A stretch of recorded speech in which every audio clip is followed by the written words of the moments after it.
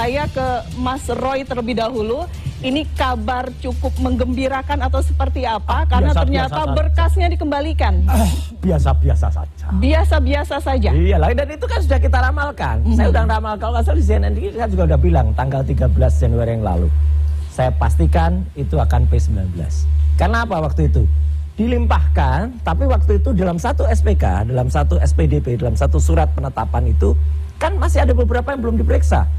Waktu itu juga klaster pertama masih ada Bu Kurnia, masih ada Pak Rustam, masih ada juga Pak Rizal Fadilah juga belum diperiksa kan gitu. Sementara yang dua udah hilang kemana ya gitu. Nah jadi artinya kan belum. Terus kemudian masih banyak ahli-ahli atau saksi dari kami, saksi adat yang belum diperiksa. Dan apalagi kalau Mbak Elvira dan seluruh pemirsa CNN bisa mengintip BAP saya, akan ketawa melihat pertanyaan dari penyidik.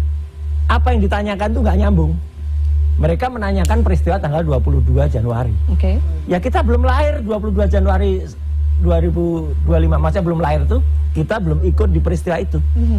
22 Januari itu ternyata adalah preskon di tempatnya Egy. Ya kan? Ya kalau itu tanyakan ke Egy dan timnya Egy, masuk. Pertanyaan ini tanyakan ke kami. Saksi itu, Mbak Elvira dan semua adik-adik, orang yang harus menjawab apa yang benar-benar dia lihat dan dia dengar. Nggak boleh dia hanya ada katanya-katanya. Ya kami dipaksa menjawab, ya kami bilang nggak boleh dong. Kita tuh hanya melihat apa, dan kami tanggal 22 Januari nggak ada. Kemudian 26 Maret nggak ada juga.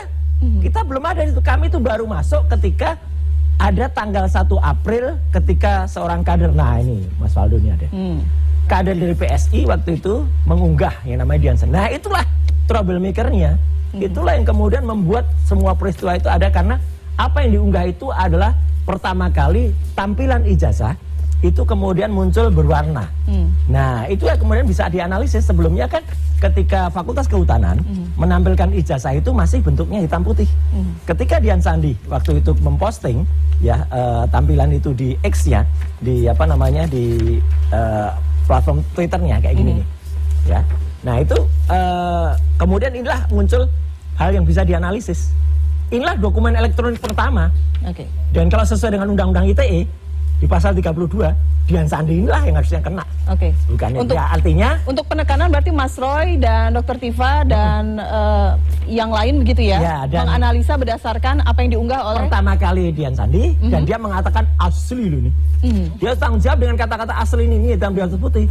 Kalau enggak, kalau dia katakan ini yang palsu, ya kita nggak akan menganalisis. Dia katakan asli, dan setelah itu